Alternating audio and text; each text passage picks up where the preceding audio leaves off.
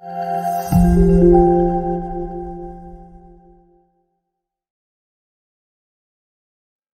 photograph. In today's world, there are photographs everywhere.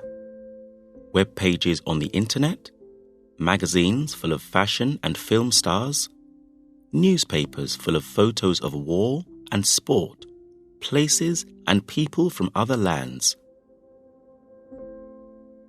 They say a picture is worth 1,000 words, and maybe it is. But what is the picture telling us?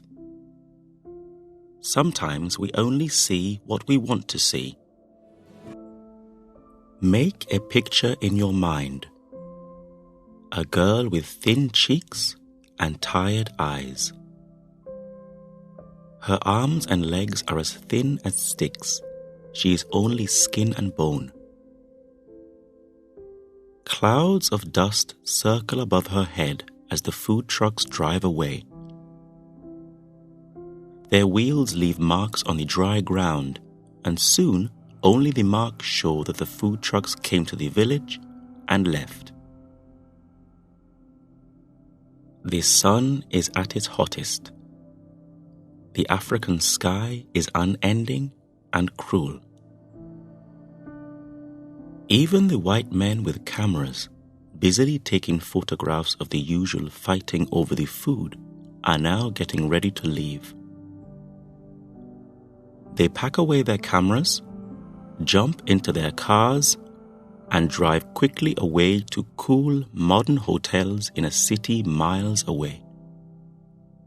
They are photojournalists. One of them, sunburned and hot, dressed in a shirt and jeans, kneels down on the dusty ground to take some photographs of the girl before he leaves. In the pocket of his shirt is a protein bar, soft from the sun, uneaten, untouched, forgotten. He doesn't stop to think about the uneaten bar in his pocket and the starving girl. He is only one man.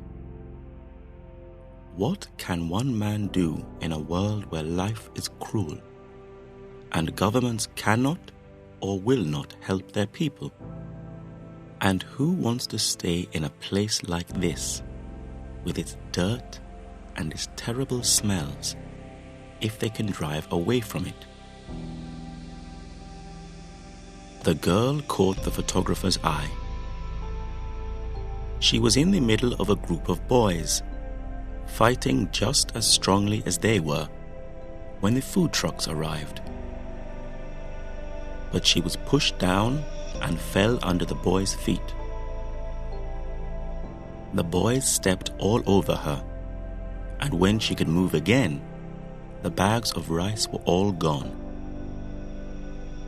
She stayed there, red-eyed, moving her fingers slowly over the dusty ground. The journalist takes his last photo, returns to America with his bag full of films. One of his photographs of the girl sells and is placed on the front cover of a news magazine. "You've caught the face of hunger in Africa," the news editor tells him.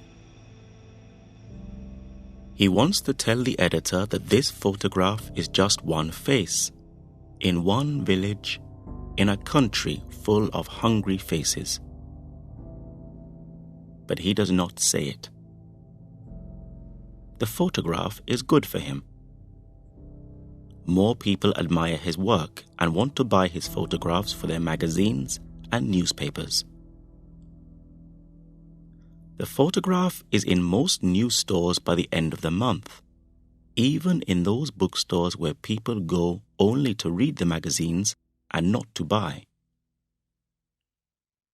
They look at the face of the African girl and quickly turn away to enjoy the rest of their shopping trip. But the girl's picture stays in their minds.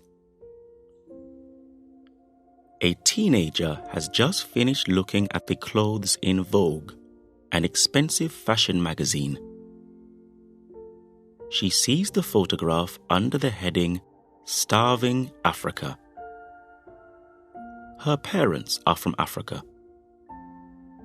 She herself was born and schooled in America, watching American TV, American films, and has never traveled out of America. She is uncomfortable with photographs like these.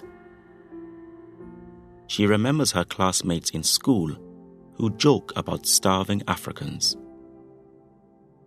She isn't African in that kind of way, but she isn't truly American either.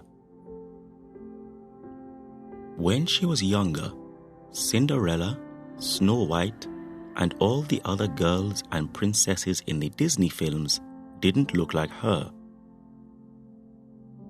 When she was older and became interested in fashion, the models on the magazine covers didn't look like her either.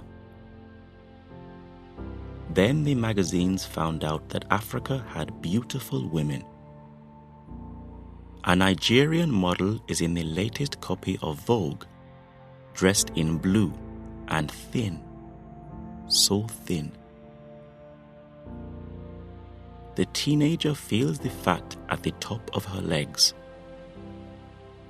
She wants to be thin like the model. She wants to wear jeans that are like a second skin. She wants a photograph of herself with cool, unsmiling eyes like the Nigerian model.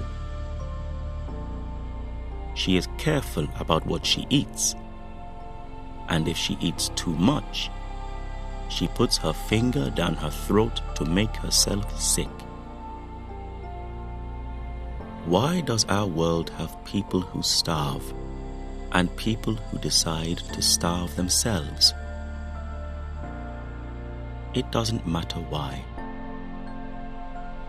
The hunger inside this teenager is real. So she stares at the girl in the photograph, does not think about the dry, dusty, hungry land behind her, and admires her cheekbones.